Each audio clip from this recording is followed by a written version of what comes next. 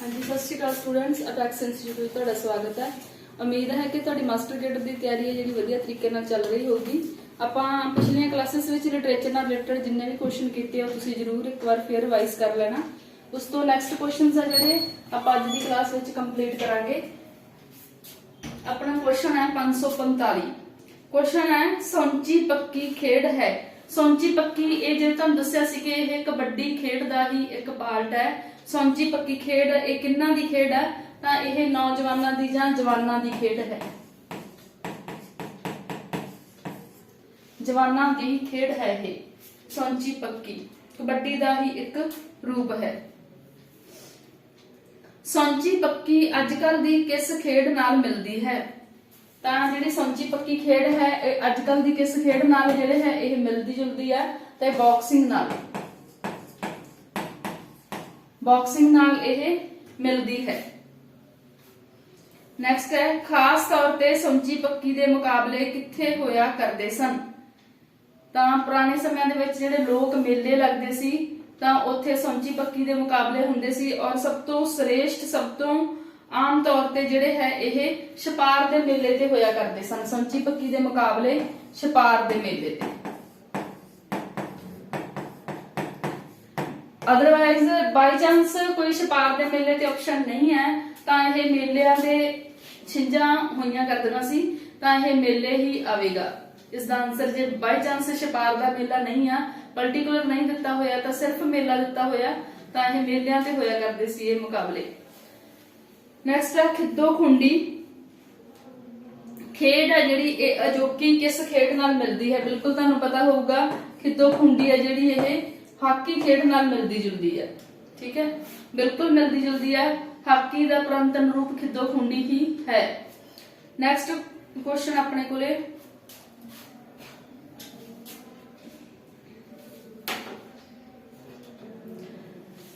लूण तेल लल्ले खेड है। लूण ते लल्ले एक है लोक खेड है, लोक खेडां दे विच आउंदी है। ये अजकल किस खेड विच जा समाई? ये अजकल दी किहड़ी खेड दे विच लूण ते लल्ले जिहड़ी पुरातन खेड सी किस खेड विच जा समाई? तां क्रिकेट। इस खेड दे विच ही इसदा रूप है जिहड़ा वो बदल के क्रिकेट दे रूप विच चला गया। लल्लियां दी खेड किहो जिही थां उपर खेडी जांदी है? जिहड़ी ये खेड सी लल्लियां दी किहो जिही थां उपर खेडी जांदी सी तां यह पिंडों बाहर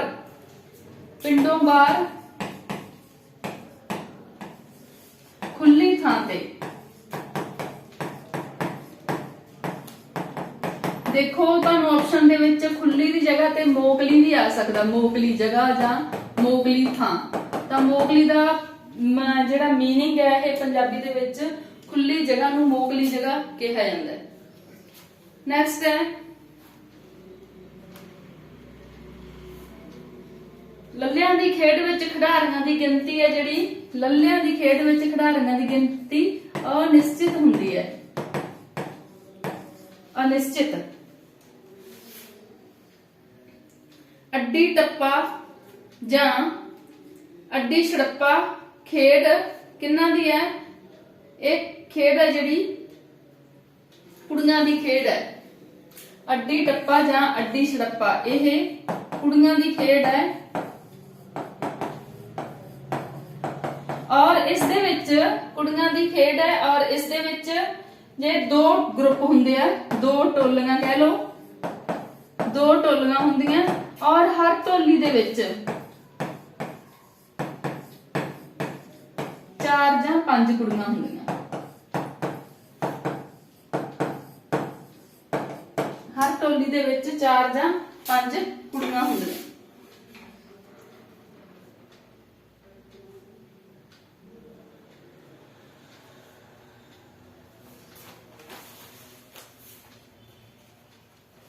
इस खेड दे विच दौड़ना, छाला मारना, इस तरह ਦੀਆਂ ਜਿਹੜੀਆਂ ਸਰੀਰਕ ਕਸਰਤਾਂ ਉਹ ਹੁੰਦੀਆਂ ਅੱਡੀ ਟੱਪਾ ਜਾਂ ਅੱਡੀ ਛੜੱਪਾ ਦੇ ਵਿੱਚ।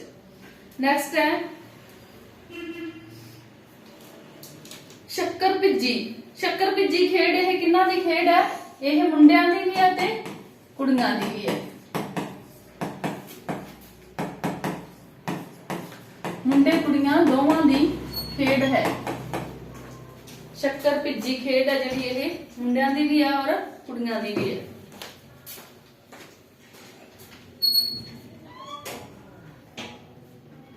ਲੰਮੀ ਘੋੜੀ ਜਾਂ ਬੋਚੀ ਖਿਡਾਰੀ ਕਿਸ ਖੇਡ ਵਿੱਚ ਬਣਦੇ ਹਨ? ਤਾਂ ਇਸੇ ਵਿੱਚ ਸ਼ੱਕਰ ਭਿੱਜੀ ਵਿੱਚ ਹੀ ਲੰਮੀ ਘੋੜੀ ਜਾਂ ਬੋਚੀ, ਠੀਕ ਹੈ, ਇਹ ਸ਼ੱਕਰ ਭਿੱਜੀ ਖੇਡ ਦੇ ਵਿੱਚ ਹੀ ਬਣਦੇ ਹਨ ਖਿਡਾਰੀ ਜਿਹੜੇ ਸ਼ੱਕਰ ਭਿੱਜੀ ਖੇਡ ਵਿੱਚ ਬਣਦੇ ਹਨ। ਨੈਕਸਟ ਹੈ ਡੰਡਾ ਡੁੱਕ, ਡੰਡ ਪਲੰਗੜਾ, ਪੀਲ ਪਲਿੰਗਣਾ ਨਾਂ ਦੀਆਂ ਜਿਹੜੀਆਂ ਖੇਡਾਂ ਆਮ ਤੌਰ ਤੇ ਕਦੋਂ ਖੇਡੀਆਂ ਜਾਂਦੀਆਂ? ਡੰਡਾ ਡੁੱਕ, ਡੰਡ ਪਲੰਗੜਾ, ਪੀਲ ਪਲਿੰਗਣਾ, ਇਹ ਖੇਡਾਂ ਇਹ ਲੋਕ ਖੇਡਾਂ ਹੈ, ਠੀਕ ਹੈ, ਤੇ ਇਹ ਗਰਮੀਆਂ ਦੇ ਦਿਨਾਂ ਵਿੱਚ ਦੁਪਹਿਰ ਸਮੇਂ ਕਦੋਂ ਆਪਣਾ ਟਾਈਮ ਪਾਸ ਕਰਨ ਵਾਸਤੇ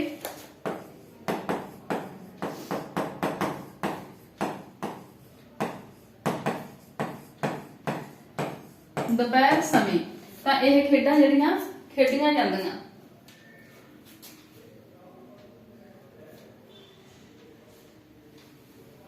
ਠੀਕ ਹੈ, ਮਤਲਬ ਕੀ ਹੈ ਕਿ ਉਦੋਂ ਸੋਸ਼ਲ ਮੀਡੀਆ ਵੀ ਇੰਨਾ ਐਕਟਿਵ ਨਹੀਂ ਸੀ ਔਰ ਐਂਟਰਟੇਨਮੈਂਟ ਦੇ ਇੰਨੇ ਸਾਧਨ ਵੀ ਨਹੀਂ ਸੀ, ਤਾਂ ਲੋਕ ਆਪਣਾ ਜਿਹੜਾ ਟਾਈਮ ਪਾਸ ਕਰਨ ਵਾਸਤੇ ਆਪਣੇ ਵਿਹਲੇ ਸਮੇਂ ਦੀ ਇਹਨੂੰ ਯੂਟਿਲਾਈਜ਼ ਕਰਨ ਵਾਸਤੇ ਬਹੁਤ ਵਧੀਆ ਤਰੀਕੇ ਨਾਲ ਯੂਟਿਲਾਈਜ਼ ਕਰਦੇ ਸੀ, ਤਾਂ ਉਹ ਇਹਨਾਂ ਖੇਡਾਂ ਨੂੰ ਖੁੱਲੇ ਸਮੇਂ ਵਿੱਚ ਖੇਡਦੇ ਸੀ। ਨੈਕਸਟ ਹੈ ਕਿਸ ਖੇਡ ਵਿੱਚ ਖਿਡਾਰੀ ਜਿਹੜੇ ਹੈ ਉਹ ਦਰਖਤ ਉੱਪਰ ਚੜ੍ਹਦੇ ਹਨ? ਤਾਂ ਇਹੋ ਹੀ ਤਿੰਨੇ ਖੇਡਾਂ ਡੰਡਾ ਡੁੱਕ, ਕਿਸ ਖੇਡ ਵਿੱਚ ਖਿਡਾਰੀ ਉੱਪਰ ਚੜ੍ਹਦੇ ਦਰਖਤ ਤੇ? ਡੰਡਾ ਡੁੱਕ, ਡੰਡ ਪਲੰਗੜਾ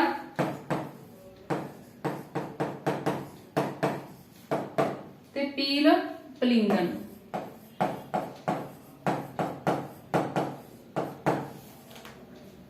ਇਹਨਾਂ ਖੇਡਾਂ ਦੇ ਵਿੱਚ ਜਿਹੜੇ ਖਿਡਾਰੀ ਆ ਉਹ ਦਰਖਤ ਦੇ ਉੱਤੇ ਚੜ੍ਹਦੇ ਆ।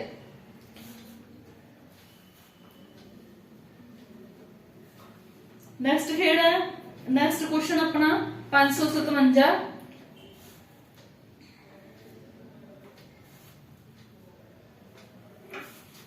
ਬਾਂਦਰ ਕਿੱਲਾ ਖੇਡ। ਬਾਂਦਰ ਕਿੱਲਾ ਜਿਹੜੀ ਖੇਡ ਹੈ ਇਹ ਆਮ ਤੌਰ ਤੇ ਖੇਡੀ ਜਾਂਦੀ ਹੈ। ਕਦੋਂ ਖੇਡੀ ਜਾਂਦੀ ਹੈ? ਸਿਆਲ ਰੁੱਤ ਦੀ ਖੇਡ ਹੈ ਤੇ ਇਹ ਮੁੰਡੇ ਕੁੜੀਆਂ ਰਲ ਕੇ ਖੇਡਦੇ ਆ। ਬਾਂਦਰ ਕਿੱਲਾ ਜਿਹੜੀ ਖੇਡ ਹੈ ਇਹ ਸਰਦੀ ਰੁੱਤ ਦੀ ਜਾਂ ਸਿਆਲ ਰੁੱਤ ਦੀ ਖੇਡ ਹੈ ਅਤੇ ਮੁੰਡੇ ਕੁੜੀਆਂ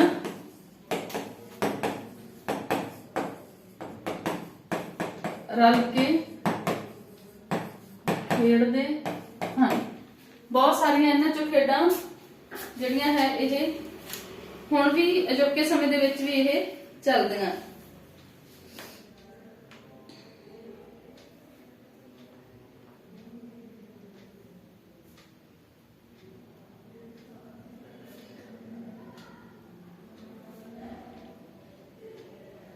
ਹਾਂਜੀ, ਨੈਕਸਟ ਕੁਐਸਚਨ ਆ ਸੁਖਦੇਵ ਮਾਦਪੁਰੀ ਪੰਜਾਬ ਸਕੂਲ ਸਿੱਖਿਆ ਬੋਰਡ ਦੇ ਕਿਹੜੇ ਰਸਾਲੇ ਦੇ ਸੰਪਾਦਕ ਰਹੇ ਆ? ਉਹ ਇੱਕ ਪੰਖੜੀਆਂ ਜਿਹੜਾ ਹੈ ਰਸਾਲਾ ਛਪਦਾ ਰਿਹਾ ਪੰਜਾਬ ਸਕੂਲ ਸਿੱਖਿਆ ਬੋਰਡ ਵੱਲੋਂ, ਤਾਂ ਉਸ ਦੇ ਸੰਪਾਦਕ ਰਹੇ ਆ ਪੰਖੜੀਆਂ। ਔਰ ਇੱਕ ਹੋਰ ਛਪਦਾ ਰਿਹਾ ਪ੍ਰਾਇਮਰੀ ਸਿੱਖਿਆ।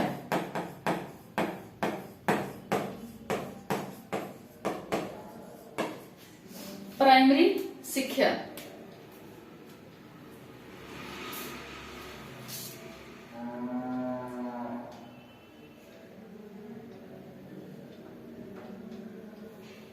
ਹਾਂਜੀ, ਸੁਖਦੇਵ ਮਾਦਪੁਰੀ ਨੇ ਲੋਕ ਸੰਸਕ੍ਰਿਤੀ ਤੇ ਸੱਭਿਆਚਾਰ ਬਾਰੇ ਕਿੰਨੀਆਂ ਪੁਸਤਕਾਂ ਲਿਖੀਆਂ? ਤਾਂ ਇਹ 3 ਦਰਜਨ ਤੋਂ ਵੱਧ। 3 ਦਰਜਨ ਤੋਂ ਵੱਧ ਆ ਉਹਨਾਂ ਦੀਆਂ ਪੁਸਤਕਾਂ ਦੀ ਗਿਣਤੀ।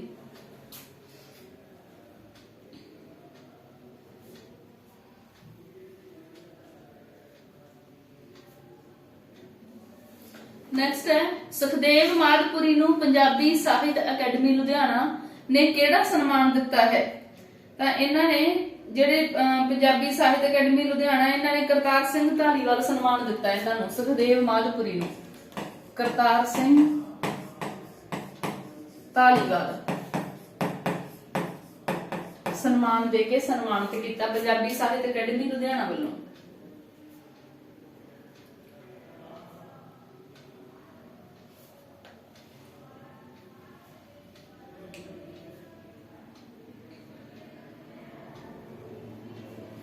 संस्कृत विद्वानां अनुसार साहित्य ਦੇ ਜ਼ਰੂਰੀ ਤੱਤ। ਤੁਸੀਂ ਕੁਐਸਚਨ ਧਿਆਨ ਨਾਲ ਪੜਨਾ ਕਿ ਜਿਹੜੇ ਸੰਸਕ੍ਰਿਤ ਵਿਦਵਾਨ ਆ ਉਹਨਾਂ ਦੇ ਅਕੋਰਡਿੰਗਲੀ ਸਾਹਿਤ ਦੇ ਜ਼ਰੂਰੀ ਤੱਤ ਕਿਹੜੇ-ਕਿਹੜੇ ਆ। सत्यम, शिवम, सुंदरम। ठीक है, नेक्स्ट क्वेश्चन है इतिहास विज्ञान दे दो ਸਾਹਿਤ ਰੂਪਾਂ। ਇਤਿਹਾਸ ਵਿਗਿਆਨ ਦੋ ਸਾਹਿਤ ਰੂਪਾਂ ਵਿੱਚ ਗਿਣੇ ਜਾਂਦੇ ਹਨ ਦੇ ਕਿਸੇ ਪੱਖ ਦੀ ਪੂਰਤੀ ਨਹੀਂ ਕਰਦੇ। ਇਤਿਹਾਸ ਵਿਗਿਆਨ ਦੋ ਸਾਹਿਤ ਰੂਪਾਂ ਵਿੱਚ ਗਿਣੇ ਜਾਂਦੇ ਹਨ, ਇਤਿਹਾਸ ਤੇ ਵਿਗਿਆਨ। ਠੀਕ ਹੈ, ਪਾਠਕ ਦੇ ਕਿਸ ਪੱਖ ਦੀ ਪੂਰਤੀ ਨਹੀਂ ਕਰਦੇ ਇਹ ਦੋਨੋਂ ਜਿਹੜੇ ਸੋਹਜ ਸਵਾਦ ਦੀ। ਇਤਿਹਾਸ ਤੇ ਵਿਗਿਆਨ ਜਿਹੜੇ ਹੈ ਇਹ ਦੋ ਸਾਹਿਤ ਰੂਪਾਂ ਦੇ ਵਿੱਚ ਤਾਂ ਗਿਣੇ ਤਾਂ ਜਾਂਦੇ ਆ, ਪਰ ਜਿਹੜਾ ਪਾਠਕ ਹੈ, ਜਿਹੜੀਆਂ ਉਹ ਰਚਨਾਵਾਂ ਨੂੰ ਪੜ੍ਹਨ ਵਾਲਾ ਸਰੋਤਾ ਹੈ, ਠੀਕ ਹੈ, ਤਾਂ ਉਹ ਉਸ ਦੀ ਸੋਹਜ ਤ੍ਰਿਪਤੀ ਨਹੀਂ ਕਰਦੇ, ਉਸ ਨੂੰ ਸੋਹਜ ਸਵਾਦ ਨਹੀਂ ਆਉਂਦਾ, ਮਾਨਸਿਕ ਸੰਤੁਸ਼ਟੀ ਕਹਿ ਸਕਦੇ ਹੋ ਇਸ ਨੂੰ, ਉਹ ਉਸ ਨੂੰ ਨਹੀਂ ਮਿਲਦੀ।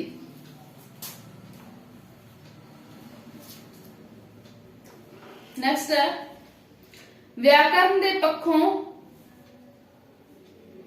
ਸਾਹਿਤ ਦਾ ਕਿਹੜਾ ਰੂਪ ਸ਼ੁੱਧ ਹੁੰਦਾ ਹੈ। ਵਿਆਕਰਨ ਦੇ ਪੱਖੋਂ ਸਾਹਿਤ ਦਾ, ਵਿਆਕਰਨ ਦੇ ਪੱਖੋਂ क्वेश्चन ध्यान ਨਾਲ पढ़ना। और ਸਾਹਿਤ ਦਾ ਕਿਹੜਾ ਰੂਪ ਸ਼ੁੱਧ ਹੁੰਦਾ ਤਾਂ ਇਸ ਨੂੰ ਵਾਰਤਕ ਨੂੰ ਹੈ ਜਿਹੜਾ ਸ਼ੁੱਧ ਰੂਪ ਮੰਨਿਆ ਜਾਂਦਾ ਹੈ। ਸਾਹਿਤ ਦਾ ਜਿਹੜਾ ਵਾਰਤਕ ਰੂਪ ਹੈ ਉਸ ਨੂੰ ਸ਼ੁੱਧ ਮੰਨਿਆ ਜਾਂਦਾ ਹੈ।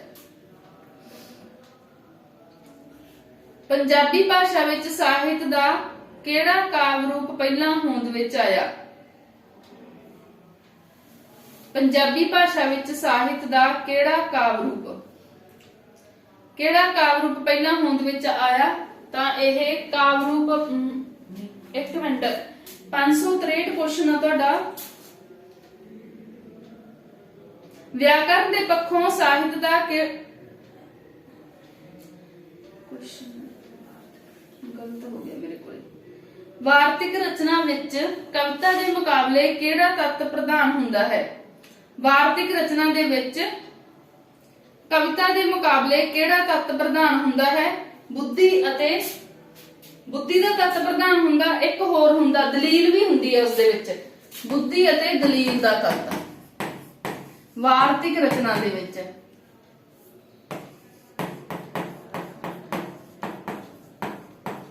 ਠੀਕ ਹੈ, ਜਿਹੜੀ ਵਾਰਤਕ ਰਚਨਾ ਤਾਂ ਹੀ ਇਸ ਨੂੰ ਸ਼ੁੱਧ ਰੂਪ ਮੰਨਿਆ ਜਾਂਦਾ ਕਿਉਂਕਿ ਇਸ ਦੇ ਵਿੱਚ ਬੁੱਧੀ ਤੇ ਦਲੀਲ ਦੇ ਆਧਾਰ ਤੇ ਹੀ ਜਿਹੜੇ ਹੈ ਇਸ ਦੀ ਰਚਨਾ ਕੀਤੀ ਜਾਂਦੀ ਹੈ ਔਰ ਉਹ ਸੱਚ ਦੇ ਬਹੁਤ ਜ਼ਿਆਦਾ ਨਜ਼ਦੀਕ ਹੁੰਦੀ ਹੈ। ਨੈਕਸਟ ਕੁਐਸਚਨ ਆਪਣੇ ਕੋਲੇ ਕਵਿਤਾ ਦੇ ਮੁੱਖ ਤੱਤ ਕਿਹੜੇ ਹਨ, ਕਿੰਨੇ ਹਨ। ਕਵਿਤਾ ਦੇ ਮੁੱਖ ਤੱਤ ਆ ਜਿਹੜੇ ਇਹ 4 ਮੰਨੇ ਜਾਂਦੇ ਆ, 4 ਤੱਤ ਆ ਮੁੱਖ ਕਵਿਤਾ ਦੇ। ਨੈਕਸਟ ਹੈ ਸਫਰਨਾਮਾ ਅਤੇ ਖੋਜ ਪ੍ਰਬੰਧ।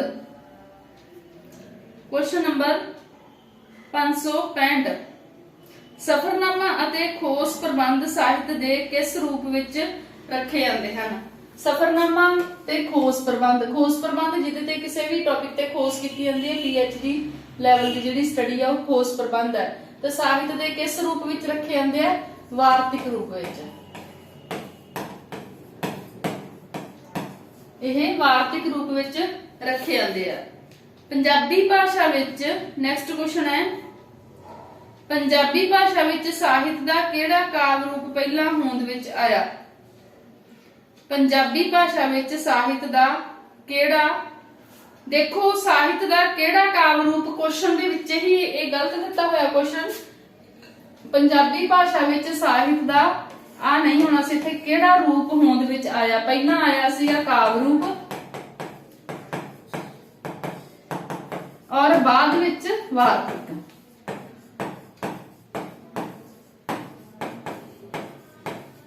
पहला काव्य रूप आया सी और बाद विच वार्तिक। नेक्स्ट क्वेश्चन है ਡਾਕਟਰ ਤਰਲੋਚਨ ਸਿੰਘ ਬੇਦੀ ਅਨੁਸਾਰ ਪੰਜਾਬੀ ਵਾਰਤਕ ਦਾ ਆਰੰਭ ਕਦੋਂ ਸ਼ੁਰੂ ਹੁੰਦਾ ਹੈ? ਡਾਕਟਰ ਤਰਲੋਚਨ ਸਿੰਘ ਬੇਦੀ ਅਨੁਸਾਰ ਉਹ ਕਹਿੰਦੇ ਕਿ 13ਵੀਂ 14ਵੀਂ ਸਦੀ ਦੇ ਵਿੱਚ ਪੰਜਾਬੀ ਵਾਰਤਕ ਦਾ ਜਿਹੜਾ ਹੈ ਆਰੰਭ ਹੋ ਜਾਂਦਾ ਹੈ। 13ਵੀਂ 14ਵੀਂ ਸਦੀ ਵਿੱਚ 13ਵੀਂ ਔਰ 14ਵੀਂ ਸਦੀ ਵਿੱਚ ਪੰਜਾਬੀ ਵਾਰਤਕ ਦਾ ਆਰੰਭ ਹੋ ਜਾਂਦਾ ਹੈ। ਨੈਕਸਟ ਹੈ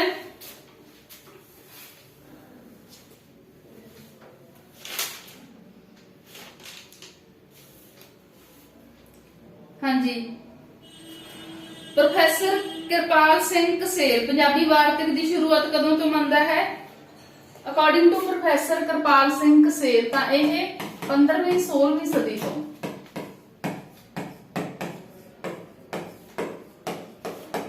15ਵੀਂ 16ਵੀਂ ਸਦੀ ਤੋਂ ਪੰਜਾਬੀ ਵਾਰਤਕ ਦੀ ਸ਼ੁਰੂਆਤ ਮੰਨਦਾ ਹੈ। ਨੈਕਸਟ ਹੈ ਪੰਜਾਬੀ ਵਾਰਤਕ ਦੀ ਨੀਂਹ ਕਿਸ ਪੁਸਤਕ ਤੋਂ ਬੱਝੀ ਹੈ? ਪੰਜਾਬੀ ਵਾਰਤਕ ਦੀ ਨੀਂਹ ਮਤਲਬ ਜਾਂ ਤੁਸੀਂ ਇਹ ਕਹਿ ਲਓ ਕਿ ਪੰਜਾਬੀ ਵਾਰਤਕ ਦੀ ਸਭ ਤੋਂ ਪਹਿਲੀ ਬੁੱਕ ਸੀ ਜਿਹੜੀ ਪੁਸਤਕ ਸੀ ਜਿਹੜੀ ਉਹ ਛਪੀ ਸੀ ਕਿਹੜੀ ਸੀ? ਇਕਾਦਸ਼ੀ ਮਹਾਤਮ ਤੋਂ ਪੰਜਾਬੀ ਵਾਰਤਕ ਦੀ ਨੀਂਹ ਇਕਾਦਸ਼ੀ ਮਹਾਤਮ ਤੋਂ ਬੱਝੀ ਹੈ। ਪੰਜਾਬੀ ਵਾਰਤਕ ਦੀ ਨੀਂਹ ਇਕਾਦਸ਼ੀ ਮਹਾਤਮ ਤੋਂ ਬੱਝੀ ਹੈ।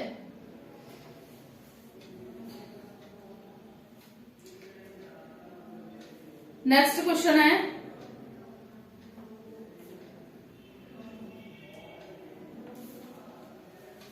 ਪੰਜਾਬੀ ਵਾਰਤਕ ਕਿਸ ਸਾਹਿਤ ਤੋਂ ਸ਼ੁਰੂ ਹੁੰਦੀ ਹੈ? ਧਾਰਮਿਕ ਸਾਹਿਤ ਤੋਂ। ਪੰਜਾਬੀ ਵਾਰਤਕ ਹੈ ਜਿਹੜੀ ਇਹ ਧਾਰਮਿਕ ਸਾਹਿਤ ਤੋਂ ਸ਼ੁਰੂ ਹੁੰਦੀ ਹੈ। ਪੰਜਾਬੀ ਵਾਰਤਕ ਕਿਸ ਸਾਹਿਤ ਤੋਂ ਸ਼ੁਰੂ ਹੁੰਦੀ ਹੈ? ਧਾਰਮਿਕ ਸਾਹਿਤ ਤੋਂ। ਨੈਕਸਟ ਕੁਐਸਚਨ ਹੈ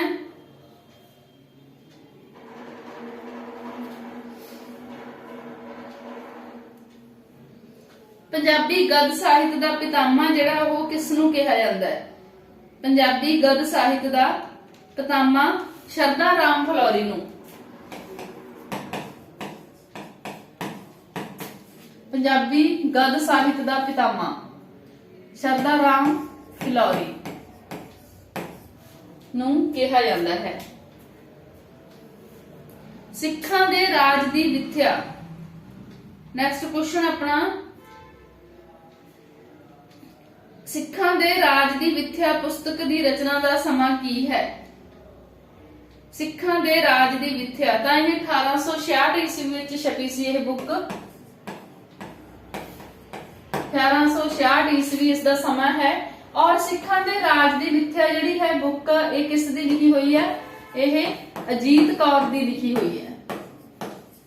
ਇਸ ਦੀ ਜਿਹੜੀ ਲੇਖਿਕਾ ਉਹ ਅਜੀਤ ਕੌਰ ਹੈ। ਨੈਕਸਟ ਹੈ ਹਾਂਜੀ ਆਪਣਾ ਅਗਲਾ ਟੌਪਿਕ ਹੈ ਅਜੀਤ ਕੌਰ ਤੋਂ ਹੀ ਸ਼ੁਰੂ ਹੁੰਦਾ ਹੈ ਅਗਲਾ ਟੌਪਿਕ। ਅਜੀਤ ਕੌਰ ਦੀਆਂ ਕਹਾਣੀਆਂ ਜਿਹੜੀਆਂ ਹੈ ਇਹਨਾਂ ਦਾ ਮੁੱਖ ਵਿਸ਼ਾ ਕੀ ਰਿਹਾ ਹੈ? ਅਜੀਤ ਕੌਰ ਦੀਆਂ ਕਹਾਣੀਆਂ ਦਾ ਇਹਨਾਂ ਇਸਤਰੀ ਪਾਤਰ ਰਹੇ ਹੈ ਜ਼ਿਆਦਾ, ਔਰਤ ਦੀ ਤਰਾਸਦੀ ਬਾਰੇ ਜ਼ਿਆਦਾ ਲਿਖਿਆ। ਅਜੀਤ ਕੌਰ ਦੀਆਂ ਕਹਾਣੀਆਂ ਦਾ ਮੁੱਖ ਵਿਸ਼ਾ ਇਸਤਰੀ ਪਾਤਰ ਰਹੇ ਹੈ। ਨੈਕਸਟ ਹੈ ਅਜੀਤ ਕੌਰ ਦੀਆਂ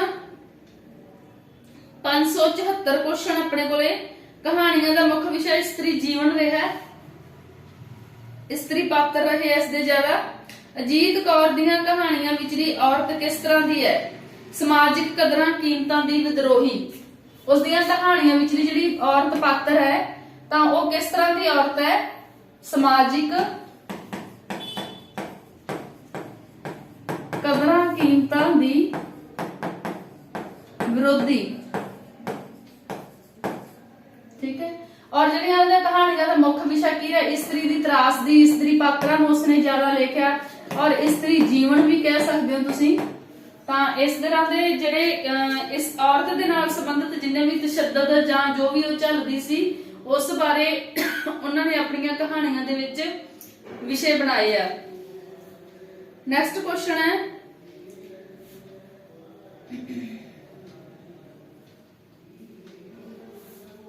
ਅਜੀਤ ਕੌਰ ਦੀਆਂ ਕਹਾਣੀਆਂ ਦਾ ਵਾਤਾਵਰਣ ਕਿਸ ਤਰ੍ਹਾਂ ਦਾ ਹੁੰਦਾ ਹੈ? ਕਿਸ ਤਰ੍ਹਾਂ ਦਾ ਹੈ ਉਸ ਦੀਆਂ ਕਹਾਣੀਆਂ ਦਾ ਵਾਤਾਵਰਣ? ਸੋਗੀ ਵਾਤਾਵਰਣ ਹੈ। ਸੋਗੀ ਵਾਤਾਵਰਣ, ਦੁੱਖ ਪ੍ਰਗਟ ਹੁੰਦਾ ਹੈ। ਜਿਵੇਂ ਤੁਸੀਂ ਗੁਰਬਾਨੋ ਕਹਾਣੀ ਲਾ ਲਓ, ਉਸ ਦੇ ਵਿੱਚ ਵੀ ਅਜੀਤ ਕੌਰ ਦੀ ਲਿਖੀ ਹੋਈ ਆ। ਔਰਤ ਦੇ ਤਸ਼ੱਦਦ ਜਿਹੜਾ ਹੁੰਦਾ ਹੈ ਉਸ ਨੂੰ ਪਰਦੇ ਵਿੱਚ ਰਹਿਣ ਲਈ ਮਜਬੂਰ ਕੀਤਾ ਜਾਂਦਾ ਹੈ, ਤਾਂ ਉਹਦੀਆਂ ਜਿਹੜੀਆਂ ਮਨ ਦੀਆਂ ਭਾਵਨਾਵਾਂ ਵੀ ਉਹ ਕੋਈ ਵੀ ਨਹੀਂ ਸਮਝ ਸਕਦਾ। ਇਸ ਤਰ੍ਹਾਂ ਦੀਆਂ ਕਹਾਣੀਆਂ ਇਹ ਅਜੀਤ ਕੌਰ ਦੀਆਂ ਲਿਖੀਆਂ ਹੋਈਆਂ, ਔਰ ਉਹਨਾਂ ਦਾ ਵਾਤਾਵਰਨ ਜਿਹੜਾ ਇਹ ਸੋਗੀ ਵਾਤਾਵਰਨ ਹੁੰਦਾ ਹੈ।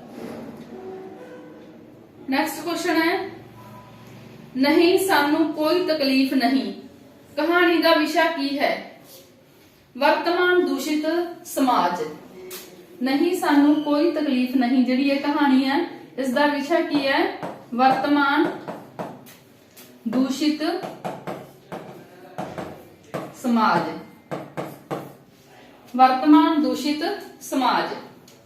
ਨੈਕਸਟ ਕੁਐਸਚਨ ਹੈ, ਮੌਤ ਬਾਬੇ ਅਲੀ ਦੀ। ਇਹ ਬਿਲਕੁਲ ਪਤਾ ਹੋਊਗਾ ਤੁਹਾਨੂੰ, ਇਹ ਕਹਾਣੀ ਕਿਸ ਦੀ ਹੈ? ਤਾਂ ਇਹ ਅਜੀਤ ਕੌਰ ਦੀ ਲਿਖੀ ਹੋਈ ਕਹਾਣੀ ਹੈ, ਮੌਤ ਬਾਬੇ ਅਲੀ ਦੀ।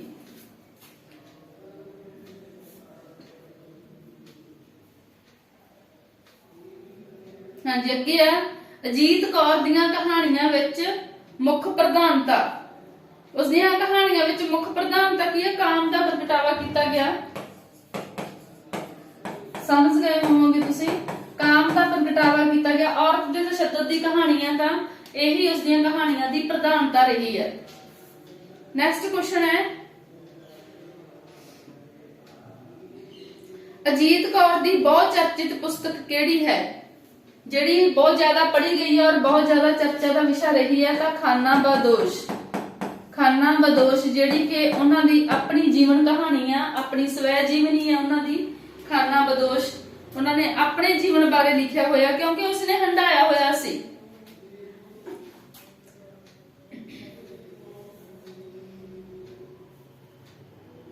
ਹਾਂਜੀ, ਅਜੀਤ ਕੌਰ ਦੀ ਕਿਸ ਪੁਸਤਕ ਨੂੰ ਸਾਹਿਤ ਅਕੈਡਮੀ ਅਵਾਰਡ ਮਿਲਿਆ ਸੀ? ਅਜੀਤ ਕੌਰ ਦੀ ਕਿਸ ਪੁਸਤਕ ਨੂੰ ਸਾਹਿਤ ਅਕੈਡਮੀ ਅਵਾਰਡ ਮਿਲਿਆ? ਤਾਂ ਇਸੇ ਨੂੰ ਹੀ ਖਾਨਾ ਬਦੋਸ਼, ਸਵੈ ਜੀਵਨੀ ਉਹਨਾਂ ਦੀ।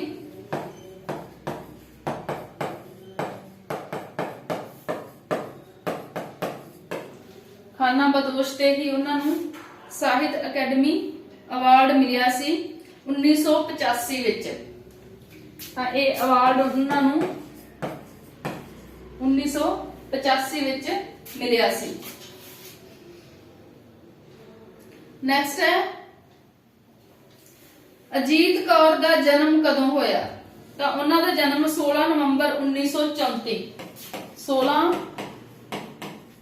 ਨਵੰਬਰ 1934 ਨੂੰ ਉਹਨਾਂ ਦਾ ਜਨਮ ਹੋਇਆ। ਨੈਕਸਟ ਕੁਐਸਚਨ ਹੈ, ਨਾ ਮਾਰੋ ਕਹਾਣੀ ਸੰਗ੍ਰਹਿ ਕਿਸ ਦਾ ਹੈ? ਤਾਂ ਨਾ ਮਾਰੋ ਕਹਾਣੀ ਸੰਗ੍ਰਹਿ ਜਿਹੜਾ ਇਹ ਵੀ ਅਜੀਤ ਕੌਰ ਦਾ ਹੈ। ਔਰ ਕੂੜਾ ਕਬਾੜਾ ਕਿਸ ਦੀ ਸਵੈ ਜੀਵਨੀ ਹੈ? ਇਹ ਵੀ ਅਜੀਤ ਕੌਰ ਦੀ ਹੈ। ਉਹਨਾਂ ਦੀਆਂ ਜਿਹੜੀ ਸਵੈ ਜੀਵਨੀ ਹੈ ਉਹ ਦੋ ਭਾਗਾਂ ਵਿੱਚ ਵੰਡੀ ਹੋਈ ਹੈ, ਖਾਨਾ ਬਦੋਸ਼ ਤੇ ਕੂੜਾ ਕਬਾੜਾ। ਠੀਕ ਹੈ, ਤੇ ਅਜੀਤ ਕੌਰ ਦਾ ਪਹਿਲਾ ਕਹਾਣੀ ਸੰਗ੍ਰਹਿ ਕਿਹੜਾ ਸੀ? ਉਹਨਾਂ ਦਾ ਪਹਿਲਾ ਕਹਾਣੀ ਸੰਗ੍ਰਹਿ ਗੁਲਬਾਨੋ ਸੀ। ਮੈਂ ਤੁਹਾਨੂੰ ਪਹਿਲਾਂ ਵੀ ਦੱਸਿਆ, ਗੁਲਬਾਨੋ ਇੱਕ ਮੁਸਲਿਮ ਔਰਤ ਸੀ ਜਿਹੜੀ ਕਿ ਪਰਦੇ ਵਿੱਚ ਰਹਿੰਦੀ ਸੀ ਤੇ ਆਪਣੀਆਂ ਮਨ ਦੀਆਂ ਭਾਵਨਾਵਾਂ ਨੂੰ ਵਿੱਚੇ ਹੀ ਦਬਾ ਲੈਂਦੀ ਹੈ। ਉਹ ਚਾਹੁੰਦੀ ਹੋਈ ਵੀ ਕਦੀ ਵੀ ਖੁੱਲ੍ਹ ਨਹੀਂ ਮਾਰ ਸਕੀ। ਠੀਕ ਹੈ, ਗੁਲਬਾਨੋ ਕਹਾਣੀ ਇਸ ਦੀ ਇੱਕ ਕਹਾਣੀ ਹੈ, ਕਹਾਣੀ ਸੰਗ੍ਰਹਿ ਦੀ, ਔਰ ਉਹਨਾਂ ਦਾ ਪਹਿਲਾ ਕਹਾਣੀ ਸੰਗ੍ਰਹਿ ਜਿਹੜਾ ਹੈ ਉਹ ਗੁਲਬਾਨੋ ਸੀ।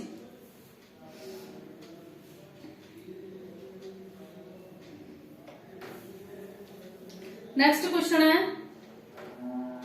ਅਜੀਤ ਕੌਰ ਦੀ ਪਹਿਚਾਣ ਕਿਹੜੇ ਕਹਾਣੀਕਾਰਾਂ ਵਿੱਚ ਹੁੰਦੀ ਹੈ? ਤਾਂ ਉਹਨਾਂ ਦੀ ਪਹਿਚਾਣ ਆ ਜਿਹੜੀ ਅਜੀਤ ਕੌਰ ਦੀ ਇਹ ਯਥਾਰਥਵਾਦੀ ਕਹਾਣੀਕਾਰ ਹੈ। ਜਿਹੜੇ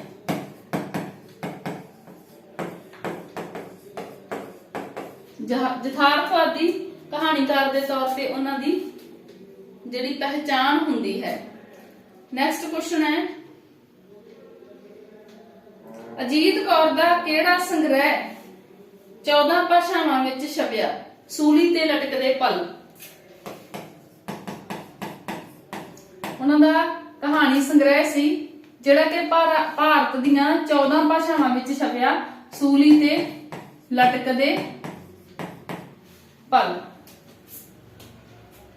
ਠੀਕ ਹੈ, ਇਹ ਵੀ ਇੱਕ ਔਰਤ ਦੀ ਤਰਾਸਦੀ ਆ ਜਿਸ ਦੀ ਕਿ ਬੇਟੀ ਵੀ ਨੈਕਸਟ ਡੇ ਉਹਦੇ ਹਸਬੰਡ ਨਾਲ ਉਸਦਾ ਡਿਵੋਰਸ ਹੋ ਜਾਣਾ ਹੁੰਦਾ ਤੇ ਉਹ ਆਪਣੀ ਬੇਟੀ ਬਾਰੇ ਸੋਚ ਰਹੀ ਹੈ ਕਿ ਵੀ ਉਹ ਪਤਾ ਨਹੀਂ ਉਹਦੇ ਫਾਦਰ ਕੋਲੇ ਜਾਏਗੀ ਕਿ ਉਸ ਕੋਲ ਰਹੇਗੀ। ਠੀਕ ਹੈ, ਇਸ ਤਰ੍ਹਾਂ ਦੀ ਉਹ ਪੂਰੀ ਰਾਤ ਉਹ ਸੂਲੀ ਤੇ ਲਟਕਦੇ ਪਲ ਕਹਾਣੀ ਹੈ ਜਿਹੜੀ ਉਸਦੇ ਸੂਲੀ ਤੇ ਹੀ ਲਟਕਦੀ ਰਹਿੰਦੀ ਹੈ। ਉਹ ਆਪਣੀ ਬੇਟੀ ਦੇ ਕੋਲ ਪੈਂਦੀ ਆ, ਉਸ ਨੂੰ ਦੁਲਾਰਦੀ ਹੈ ਤੇ ਪਰ ਉਸ ਨੂੰ ਇਹ ਨਹੀਂ ਪਤਾ ਕਿ ਵੀ ਨੈਕਸਟ ਜਿਹੜਾ ਡੇ ਆਊਗਾ ਉਸ ਦਿਨ ਜਿਹੜਾ ਉਸਦਾ ਫੈਸਲਾ ਹੋ ਜਾਣਾ ਤੇ ਵੀ ਬੇਟੀ ਕਿਹੜੇ ਕੋਲ ਰਹੇਗੀ, ਮਾਂ ਕੋਲ ਕੇ ਪਿਤਾ ਕੋਲ। ਇਹ ਕਹਾਣੀ ਹੈ ਜਿਹੜੀ ਸੂਲੀ ਤੇ ਲਟਕਦੇ ਪਲ। ਇਹ ਬਹੁਤ ਵਧੀਆ ਕਹਾਣੀ ਹੈ ਅਜੀਤ ਕੌਰ ਦੀ। ਬਾਕੀ ਉਹਨਾਂ ਨੇ ਔਰਤ ਤਰਾਸਦੀ ਨੂੰ ਹੀ ਜ਼ਿਆਦਾ ਪੇਸ਼ ਕੀਤਾ। ਤਕੀਏ ਦਾ ਪੀਰ, ਇਹ ਬਿਲਕੁਲ ਤੁਹਾਨੂੰ ਪਤਾ ਹੋਊਗਾ। ਤਕੀਏ ਦਾ ਪੀਰ ਕਹਾਣੀ ਹੈ ਜਿਹੜੀ ਇਹ ਵੀ ਅਜੀਤ ਕੌਰ ਦੀ ਹੈ। ਔਰ ਪੋਸਟਮਾਰਟਮ ਜਿਹੜਾ ਨਾਵਲ ਹੈ ਇਹ ਵੀ ਅਜੀਤ ਕੌਰ ਦਾ ਲਿਖਿਆ ਹੋਇਆ ਹੈ। ਪੋਸਟਮਾਰਟਮ, ਠੀਕ ਹੈ, ਇਹ ਰਚਨਾ ਵੀ ਉਹਨਾਂ ਦੀ ਹੈ।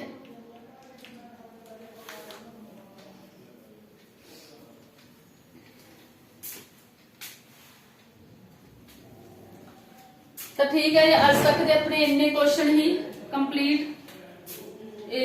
ਦੁਬਾਰਾ ਤੁਸੀਂ ਇਹਨਾਂ ਨੂੰ ਜਰੂਰ ਇੱਕ ਵਾਰੀ ਰਿਵਾਈਜ਼ ਕਰ ਲਿਓ। ਔਰ ਪਿੱਛੇ ਇੱਕ ਕੁਐਸਚਨ ਮੈਂ ਤੁਹਾਡਾ ਥੋੜਾ ਜਿਹਾ ਸਹੀ ਕਰਵਾਉਣਾ ਸੀ।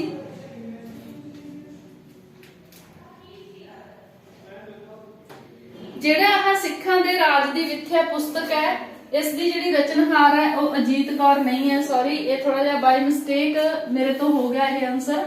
ਤਾਂ ਸਿੱਖ ਦੇ ਰਾਜ ਦੀ ਵਿਥਿਆ ਜਿਹੜੀ ਬੁੱਕ ਹੈ ਇਹ 1866 ਈਸਵੀ ਵਿੱਚ ਛਪੀ ਸੀ। ਠੀਕ ਹੈ, ਤਾਂ ਔਰ ਇਸ ਤੋਂ ਜਿਹੜੇ ਅਗਲੇ ਕੁਐਸਚਨ ਆ ਉਹ ਤੁਸੀਂ ਜਰੂਰ ਰਿਵਾਈਜ਼ ਕਰ ਲਿਓ ਤੇ ਇਸ ਤੋਂ ਅਗਲੇ ਕੁਐਸਚਨ ਜਿਹੜੇ ਉਹ ਆਪਾਂ ਅਗਲੀ ਕਲਾਸ ਵਿੱਚ ਕਰਾਂਗੇ। ਤਾਂ ਧੰਨਵਾਦ ਜੀ, ਅੱਜ ਦੀ ਕਲਾਸ ਇੱਥੋਂ ਤੱਕ ਹੀ।